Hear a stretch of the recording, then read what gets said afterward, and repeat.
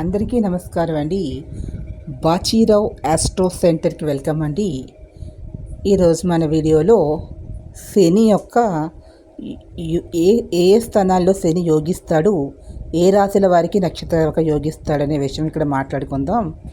ఇక్కడ ఇందులో చూపిస్తున్నటువంటి నెంబర్ 7997032081 కాంటాక్ట్ చేయండి.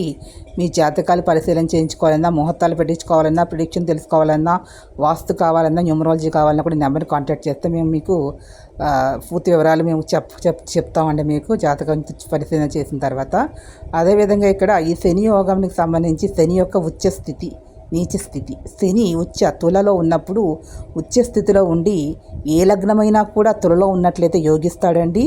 అదే నీచ స్థితి అయినటువంటి ఏదైతే మనకి మేషం ఉంటుందో అక్కడ తన సొంత లగ్నమైనా కూడా యోగించడు, అక్కడ నీచ స్థితి కాబట్టి. అదేవిధంగా శని ఎక్కడంటే 3, 6, 11 స్థానాల్లో బాగా యోగిస్తాడు.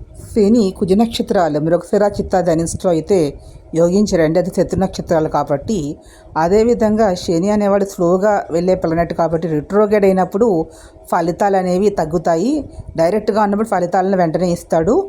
అదేవిధంగా రాజయోగాన్ని ప్రసాదించేటటువంటి వాడు, అదే ఉన్నతమైన పదవులను కూడా కలిగించేటటువంటి వాడు శని భగవానుడే కాబట్టి. కర్కాటక సింహలగ్నం వాళ్ళకి వివాహ విషయంలో మాత్రము అన్హ్యాపీనెస్ అనేది ఉంటుంది. సూటబుల్ హస్బెండ్ అయితే వైఫ్ కానీ దొరకరు. కానీ రాజకీయంగా మాత్రం ఉన్నత పదవులు పొందినటువంటి వారు కర్కాటక లగ్నంలో శని, సింహ లగ్నంలో శని ఉన్నటువంటి వాళ్ళు చాలామంది ప్రాక్టికల్ పాయింట్ ఆఫ్ వ్యూలో అది నిజమవుతుందండి. ఈ వీడియో మీకు నచ్చిన లైక్ చేయండి, షేర్ చేయండి, సబ్స్క్రైబ్ చేసిన లైక్ ఇచ్చి ఎంకరేజ్ చేయండి. Please subscribe my channel. Thank you to all.